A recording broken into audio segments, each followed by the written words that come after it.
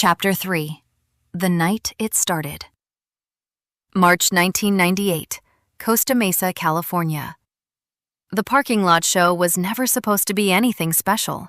A local skate band, a makeshift stage thrown together on one of the park's concrete platforms, 2 speakers that were clearly not meant for outdoor use, and about 60 people who had nothing better to do on a Friday night in March. The kind of show nobody remembers later, except the people who were there. Nova and Roxy had been standing in the drink line for about 7 minutes, which was 6.5 minutes longer than Nova's patience usually lasted. But Roxy was in the middle of a story about something that had happened in third period, and Nova was actually listening. That was rare enough that Roxy kept talking just to see how long she could hold her attention. Roxy talked with her hands when she felt comfortable. Nova had noticed that about her months ago, in the school hallway that smelled like floor cleaner and bad decisions. Since they'd gotten to know each other, she'd noticed a lot of things about Roxy Hendren. The way she went quiet in crowds but lit up one-on-one. The way she acted like she didn't care about things that clearly mattered a lot to her. The way she laughed like she was trying to hold it in, and it broke free anyway. Nova had collected all of those things without meaning to, but she had never really examined why. The line moved 2 steps forward. Vane showed up at 9:47. Cayde came a little behind him, which was unusual, because usually Cayde was the one who entered places first. Or rather, his accent did, and the rest of him followed. But Vexley moved differently that night. He wasn't louder. He wasn't drawing more attention than usual. He was just less in his own way.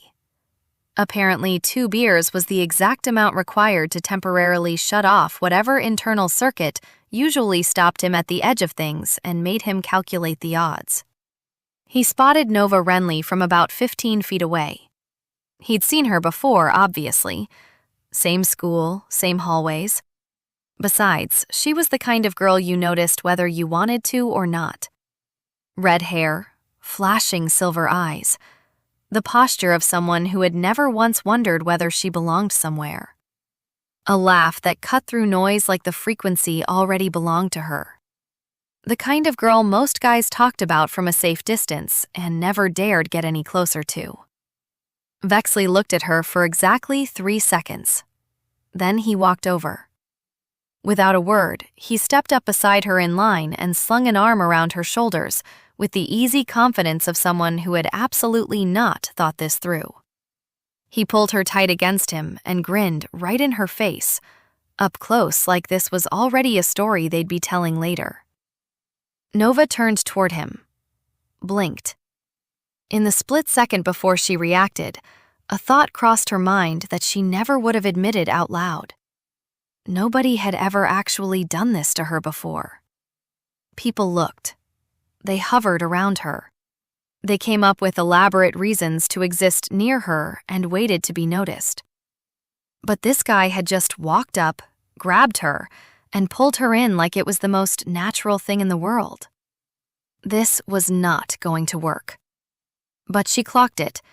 Nova slipped out from under his arm with a sideways step and turned to face him with a grin sharp enough to cut glass. She arched one eyebrow.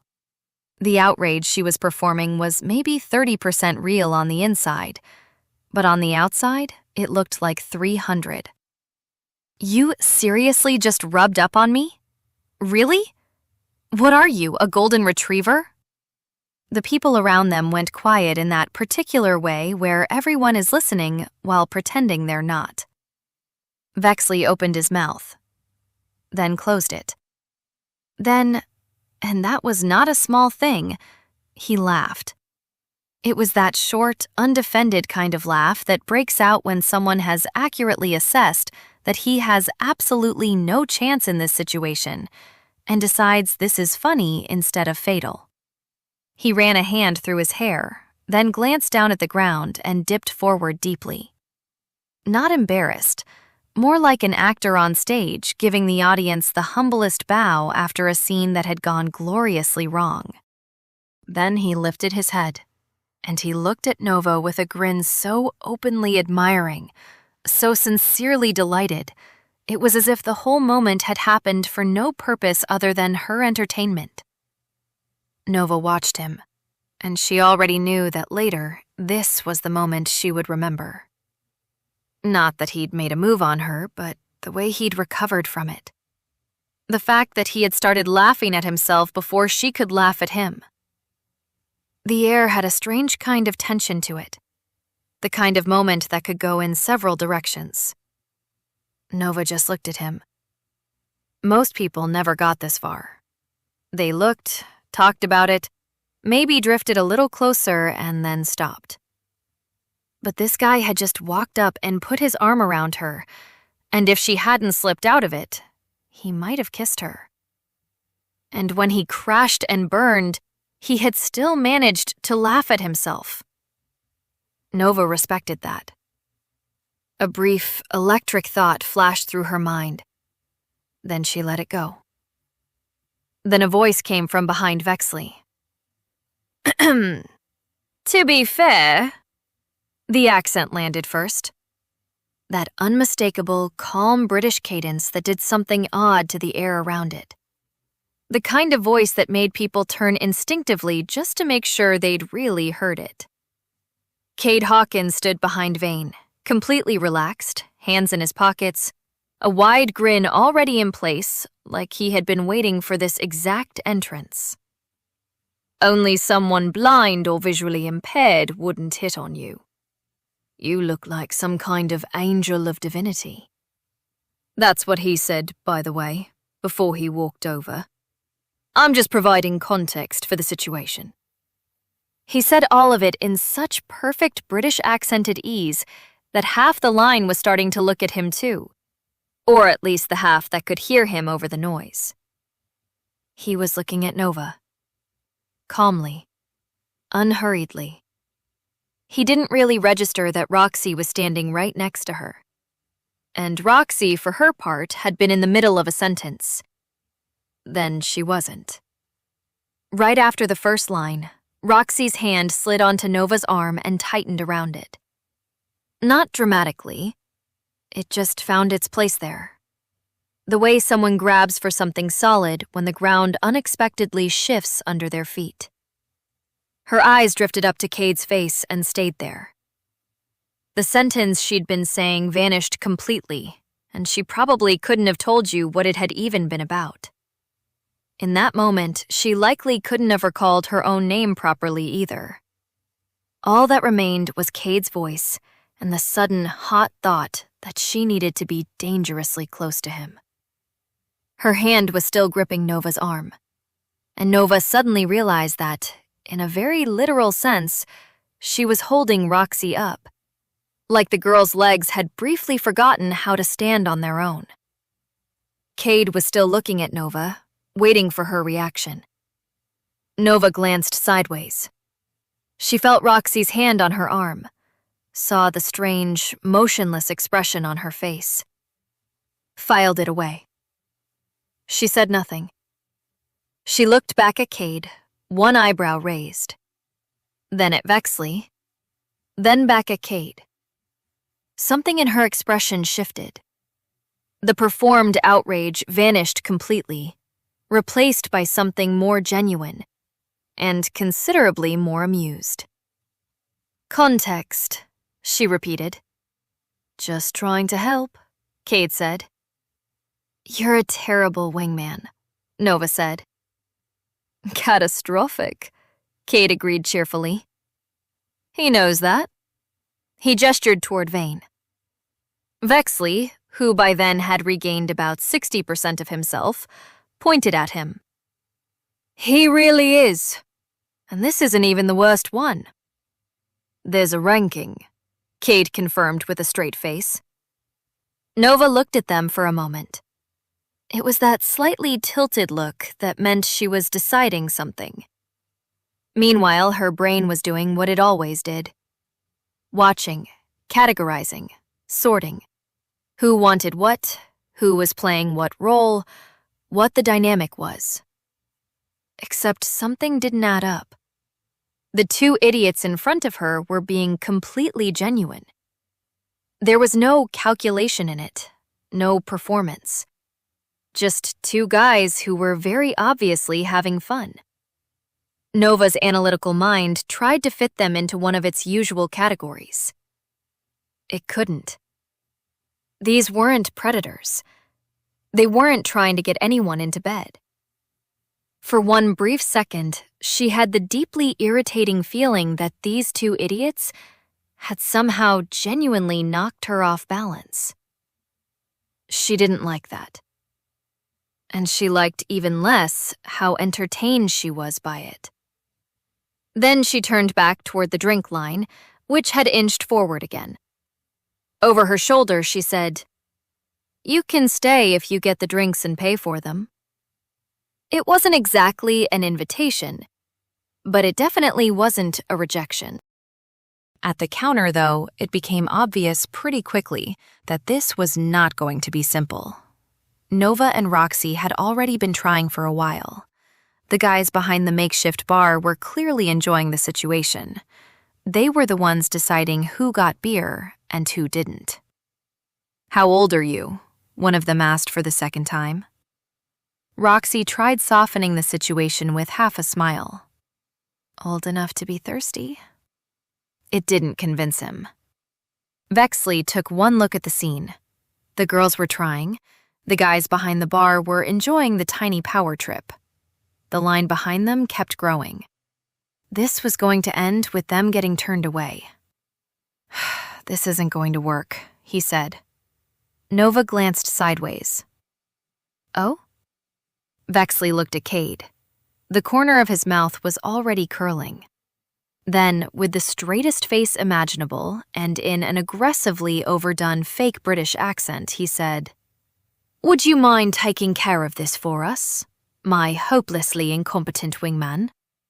The ladies appear to be thirsty." He was already laughing by halfway through the sentence. The kind of honest, uncontrollable laughter that comes from knowing exactly how stupid you sound, and enjoying it even more because of that. Nova lifted an eyebrow. A flood of thoughts hit all at once. Did that seriously just happen? Vexley glanced at her for a second, still grinning, like he was saying, Yes, I absolutely just did that." Did this idiot really just almost stick his tongue out at me? There was that smug, childish little glint in his eyes, the kind that made a person want to put him in his place immediately. How dare he be this insolent with me? The next thought was much more inconvenient. And why am I enjoying it this much? Cayde sighed. "Ladies, my best friend." He gestured toward Vane the way someone might introduce a stranger, naturally following it with the measured movements of an English butler. Then he stepped up to the counter. The bartender girl was looking the other way. Cayde leaned in slightly. "Excuse me, could we get 4 beers? He said it simply, naturally, nothing special. The British accent got there before the actual sentence did. The bartender girl gave the slightest start, then turned around. For a second, she just stared at him. The cup she was filling nearly overflowed. Sure, of course. Sure." She hurriedly poured 4 beers, looked back at Cayde 3 separate times while doing it. At first, she even forgot to ask for the money. But Cayde smiled politely, paid, took the beers, and turned back to the group as if nothing remotely unusual had happened. Roxy watched the entire thing. Her legs had already nearly given out on her once that night because of this guy. Now she stood there trying to process the fact that a bartender who was very obviously an adult woman, who had definitely seen guys before, and probably seen just about everything, had nearly forgotten to charge them for the beers. All because Cayde Hawkins had said, "Excuse me." Nova stood beside her and took a sip of her beer. She looked sideways at Roxy. She didn't say anything. It was just a look, the kind that said, "I see it. I know."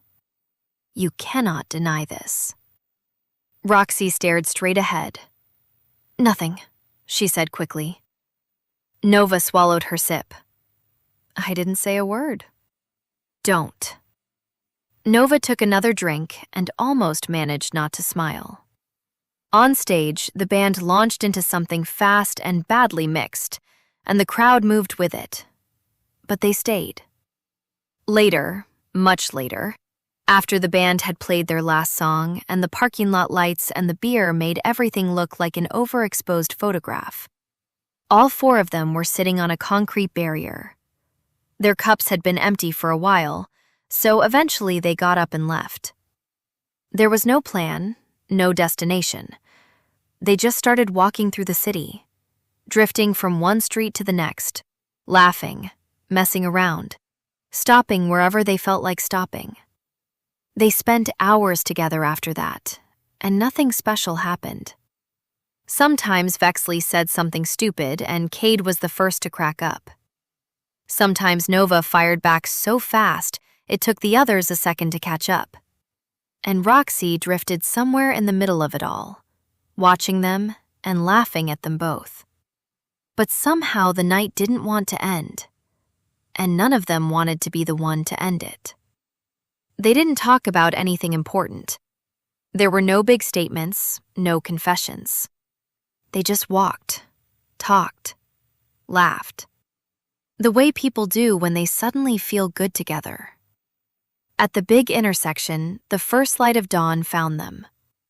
They stood there, talking a little longer, and then headed home in 4 different directions.